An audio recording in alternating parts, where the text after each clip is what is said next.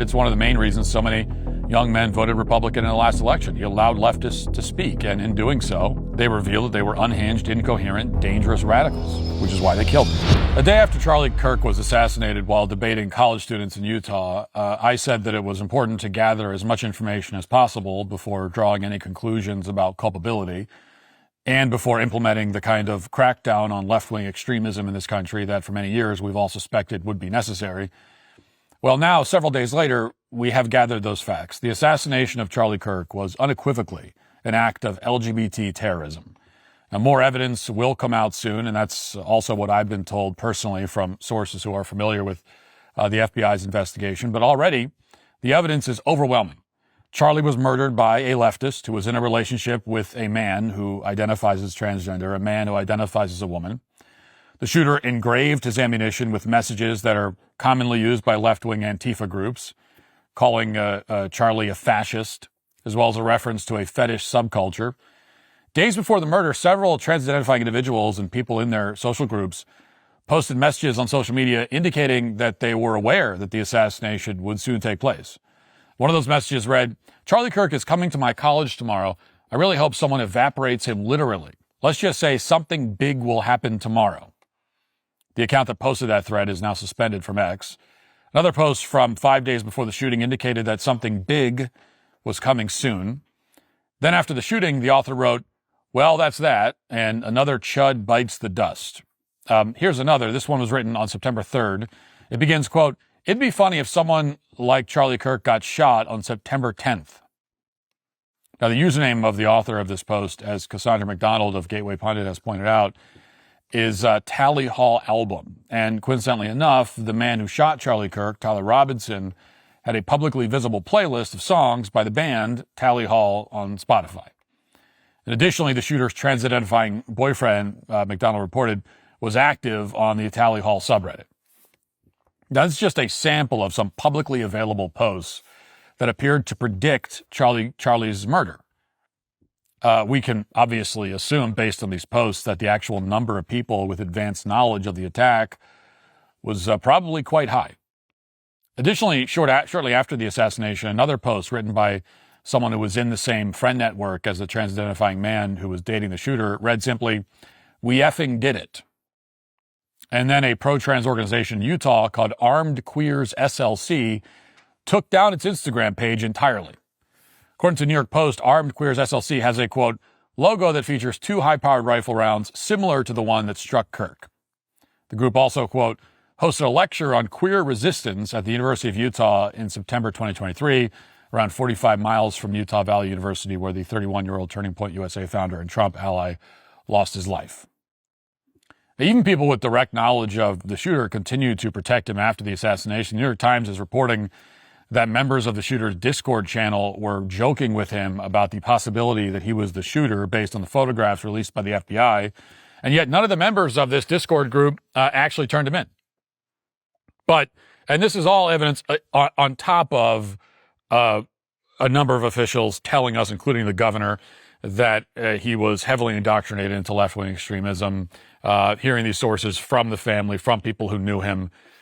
So the evidence, again, is absolutely overwhelming. But maybe the clearest possible sign that Charlie was murdered as part of a coordinated leftist campaign to terrorize conservatives is that over the past several days, his comrades have tried to disown him. Even as hundreds of thousands of leftists openly gloat over Charlie's murder, and this is everyone ranging from neurologists to school teachers to military service members to entertainers to the chief of police of Durham to the entire population of Reddit and Blue Sky. Even as all that's happening, these same leftists are pretending, in defiance of all the evidence and of basic common sense, that the shooter was actually a MAGA white supremacist. They're pushing the fantasy that Charlie Kirk was murdered because he wasn't right-wing enough. Now, they know that it's not true. They know that no rational person could possibly believe it, but they're saying it anyway. The official talking point of the left is that Charlie was killed by the right. This is a maneuver that, for communist regimes, has always been an old standby. They don't actually care about their foot soldiers, even foot soldiers who throw their lives away for the cause. They certainly don't care about the truth. All that matters to leftists is their collective mission. The shooter fulfilled part of the left's mission by killing Charlie, by murdering someone who dared to engage them in free and open debates that they could not win. And now the shooter is fulfilling another mission. He's a useful tool to defame and malign the right. Now, there are too many examples on this front to list, but here's a few. We'll start with Reddit, one of the many cesspools that should immediately be investigated by federal authorities as a breeding ground for domestic terrorism. But here's a sample of the post, quote, "The Bella Ciao thing found on the ammo casings is a Nick Fuentes thing. He seems like an online Nick Fuentes groyper. Yep, groypers have been against Charlie Kirk for a long time." Then when someone asks what a groyper is, the response is, quote, "Alt-right, white nationalist, Christian nationalist followers of Nick Fuentes." Now, it's impossible to overstate how aggressively this message is being pushed on Reddit and Blue Sky. It's also all over Facebook. It's all over the internet. The media is toying with this message as well. It's not an exaggeration to say that the majority of leftists probably believe it. They're claiming that a gay man who was dating a trans-identifying man, who openly told his family and friends that he hated Charlie Kirk, who was steeped in left-wing ideology, according to the governor of Utah, who wrote Antifa messages on the bullet casings, who accused Charlie of being a fascist, was actually, in truth, a big fan of Nick Fuentes, was a big right-wing guy.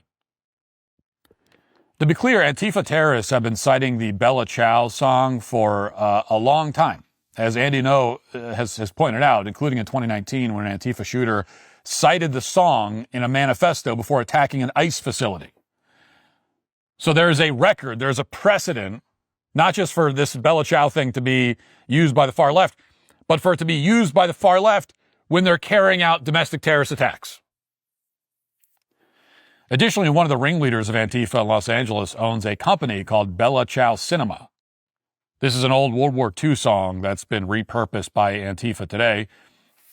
Everyone who looks into this knows it. It's very obvious. But in the left-wing fever swamps, they're pretending otherwise. Prominent outlets like CNN are doing their best to further the same narrative. Take a look at this screenshot of CNN's homepage the other day.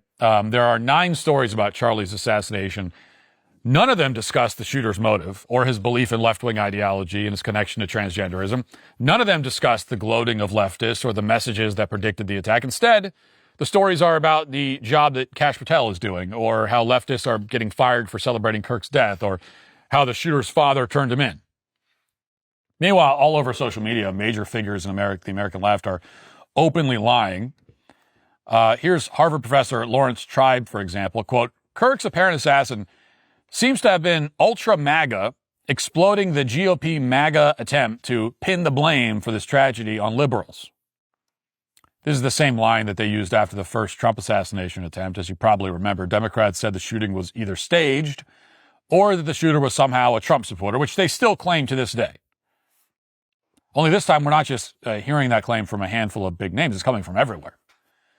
Here's the chair of Minnesota's DFL, for example. This is basically the state Democrat Party. Quote, "The shooter didn't think Kirk was right-wing enough. The reference to Groyper is linked to a rival right-wing ideologue." This is a declarative statement from a top Democrat in Minnesota that has no basis in reality. He talks about a reference to Groypers with no citation whatsoever. It's completely made up. Meanwhile, the LA Times apparently cited an expert who decided that Charlie Kirk was shot in a white supremacist gang hit. And then there's this post from Jackie Sartoris, the DA in Portland, Maine, who was recently installed with the help of George Soros. She wants you to know that, quote, "There are now increasing questions about the actual shooter's possible affinity with the extreme far right. This may have involved a beef between alt-right Nick Fuentes and the victim." That's a government official, a prosecutor, who's supposed to care about things like evidence and facts, and, well, so much for that. Over on X, you'll find posts with tens of millions of views and hundreds of thousands of likes with the exact same message. Huge numbers of people are spreading the claim that the shooter was a right-winger, the totally false, fabricated, made-up, no basis in reality claim. Here's one example. This one has 30 million views, 400,000 likes. Says, quote, "So the killer of Charlie Kirk is Tyler Robinson, white boy, right-wing, Republican, wealthy family, born and raised in Utah. This is a bad week for MAGA." Here's another one. This one has 10 million views and 100,000 likes. According to Utah officials and police interviews with his family, Tyler Robinson hated Charlie Kirk because Kirk wasn't conservative enough. Robinson reportedly admired Nick Fuentes. GOP is now scrubbing X posts about Dems faster than DOJ erases Trump name and Epstein files. Perhaps one of the worst examples is Randi Weingarten, the president of the largest teachers union in the country. She reposted a post from someone named Jeannie Ryder, and the post says, "The leftist students in Utah who didn't want Charlie Kirk to speak did what leftists do. They signed petitions, staged a protest, and lined up to challenge him. The right-winger who didn't want Charlie Kirk to speak did what right-wingers do and shot him. We are not the same."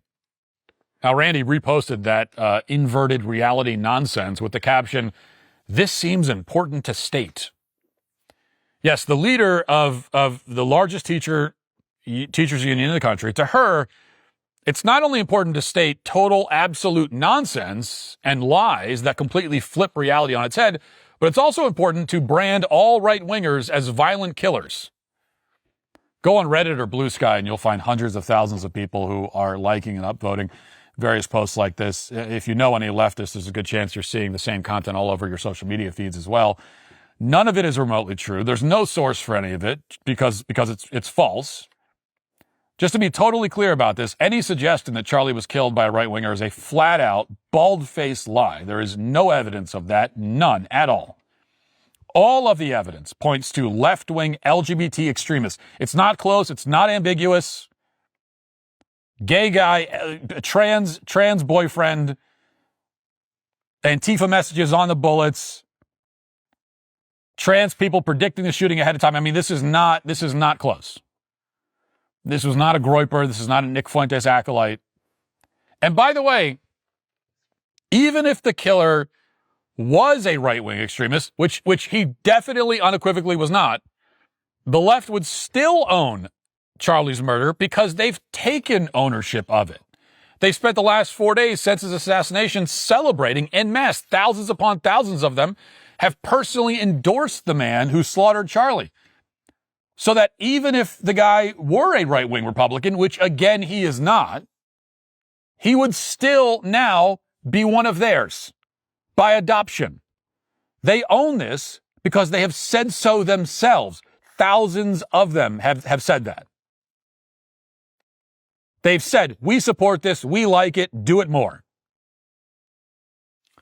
But again, the killer is not right-wing. Yet there's no point in fact-checking like this, really. There's no point in engaging with any of the people who are posting this content and trying to persuade them that based on the evidence, they're wrong.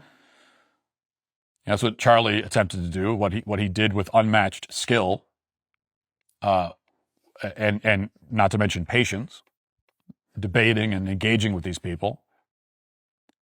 The left has made the decision to respond to that kind of dialogue with violence. And when I say the left, I'm not using shorthand. I'm not painting with too broad a brush. I'm talking about the left and all of their extremist groups, of which there are many. I'm referring to Antifa. I'm referring to sites like Reddit and Blue Sky. Most of all, I'm referring to the Democrat Party.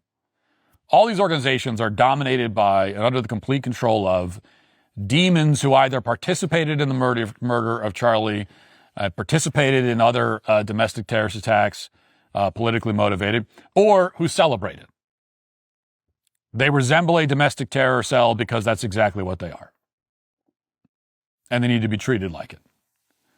If you think that's overstated, here's Ilhan Omar, the darling of the Democrat Party, one of them. Her response to Kirk's assassination was to repost a video declaring that, quote, Kirk was a reprehensible human being, a stochastic terrorist. With his last dying words, he was spewing racist dog whistles. Charlie Kirk was Dr. Frankenstein, and his monster shot him through the neck. Then she gave this interview in which she suggested that Kirk had it coming because he wasn't a fan of Juneteenth and didn't believe the myth that George Floyd was murdered. Watch. What I do know for sure is that, you know, Charlie was someone who once said, guns save lives after a school shooting. Charlie was someone who was willing to debate and downplay the death of George Floyd in the hands of Minneapolis I police. think he called him a scumbag. Right, have no regard, downplay slavery and what Black people have gone through in this country by saying Juneteenth should never exist. And I think, you know, there are a lot of people who are out there talking about him just wanting to have a civil debate. Complete rewriting of history. Yeah, there is nothing more effed up, you know, like than to completely pretend that, you know, his words and actions have not been recorded and in existence for the last decade or so. And Charlie Kirk's public debates have been recorded for many years. She's right about that. And those debates prove the exact opposite of the point she's trying to make. That's why hundreds of thousands of students, including Democrats, showed up to his events. They knew that they wouldn't get shouted down. They wouldn't get violently attacked unless it was by one of their own. They wouldn't suffer any consequences whatsoever. They'd be able to engage with a leading conservative voice at length in a respectful forum. Which, by the way, is something that nobody on the left ever does. Ever. None of them ever do this. Who on the left is going into a crowd where there's going to be conservatives and saying, you know what, I'll talk to any of you right now. I'll debate you on camera live. Line up. If you disagree with me, come to the front of the line. Who on the left is doing that? None of them. Not a single one in the country is doing it. That's something that only conservatives do. Only. And Charlie was the best at it. And we know all that. The footage was uploaded in its entirety online. That's what Charlie provided. It's one of the main reasons so many young men voted Republican in the last election. He allowed leftists to speak. And in doing so, they revealed that they were unhinged, incoherent, dangerous radicals, which is why they killed him. But really none of this matters. Even if Charlie were the bully that they're painting him to be, which he wasn't at all, that still obviously wouldn't be any justification to murder him. And if Ilhan Omar were a decent American or an American at all, she'd understand that. So would the rest of the Democrat Party. Instead, within hours of Charlie's assassination, in a terrorist attack designed to silence conservatives, they're gloating over his body and encouraging more violence against Charlie's wife, against any other conservative who steps out of line. Only the left operates like this. The left is responsible. I mean, it really. This is not a both sides thing. Okay? This is not both sides. It is not. Political violence is almost exclusive to the left. Nearly exclusive. The left is responsible for torching federal courthouses, churches, small businesses. They're responsible for BLM riots, Antifa, responsible for the massacre of Christian children in schools and churches, responsible for multiple attempts on the president's life, as well as the violent attacks on pro-life pregnancy centers. They're responsible for vandalizing Teslas, torching Tesla storefronts. They're the ones attacking ICE agents. They're the ones attacking police. The left is a near monopoly on politically motivated violence in this country. It was a Tim Walz appointee, apparently suffering from schizophrenia, who murdered the lawmaker in Minnesota. It was Trump supporters and Trump supporters alone who died on January 6th, which is the one example that they can actually give of right-wing political violence, right-wing riots. That's the only example they can give, which they obviously have greatly exaggerated for the last 5 years, and the only people who died in that were Trump supporters. Political violence has been going in only one direction for a very long time now, and that is by design. The left's domestic terror operation is well established at this point. Billionaires like George Soros fund various NGOs and political candidates and media personalities who talk like Ilhan Omar. They declare that conservatives are Nazis, that all conservatives are fascists, who demonize oppressed people or whatever. When you go around, we kind of laugh it off because it's so ridiculous. It is ridiculous. But when you go around calling people Nazis, okay, that is a direct call for violence against that person. It just is. At the very least, it is a justification beforehand for violence when you call somebody a Nazi. And they tell highly disturbed individuals, particularly people who identify as trans, that they're being genocided by these fascists. They'll open the prisons and allow the most deranged members of society to continue tormenting normal people, which is something we don't even add to when we're talking about left-wing motivated violence. We're not even adding to the list the everyday street violence that it happens because violent criminals are released onto the street by politically motivated left-wing DAs and judges. And the politicians and billionaires sit back and watch as their deranged foot soldiers carry out acts of domestic terrorism. And then, after these attacks of terrorism are carried out, the politicians gloat and blame the other side, showing clear consciousness of guilt. Among other things, this is a criminal enterprise. It's maybe the single most dangerous criminal enterprise to ever exist in this country because it poses a direct threat to our most important civil liberty, which is the right to free expression. And it needs to be dismantled. And I'll tell you what I mean by dismantled. Billionaires like George Soros can be indicted on RICO charges, as Donald Trump himself suggested the other day. Criminal aliens like Ilhan Omar can be denaturalized and deported immediately for lying on their applications for citizenship when they pledged loyalty to America and where they said in her case they weren't married to their brother. The entire industry of transgenderism can be demolished overnight with a national federal ban on any kind of so-called gender-affirming care for anyone of any age. The so-called doctors who would mutilate and sterilize patients in service of this ideology can be sent to federal prison. All of these steps are necessary and can happen. After Charlie's assassination and the facts that have been gathered in the aftermath, there's no doubt about it. Terrorism against conservatives is only going to intensify from here. A year ago at the University of Minnesota Duluth, the president of the Young Democratic Socialists of America threatened to shoot up the local Turning Point USA chapter, forcing a Turning Point representative to flee the campus. Quote, "I'd line all you mother effers up against the wall and shoot you," the socialist said.